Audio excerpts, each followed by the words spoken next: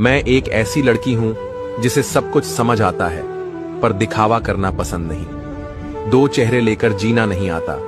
जो हूं, जैसी हूं, वैसे ही रहना पसंद करती हूं। लोगों से घुलने मिलने में वक्त लगता है, पर जो अपने लगते हैं उनके लिए दिल से जुड़ जाती हूं। किसी की बुराई करना या सुनना अच्छा नहीं लगता, इसलिए दुनियादारी से थोड़ी दूर रहती हूं। शायद यही वजह है कि कुछ लोगों को मैं कम पसंद आती हूं।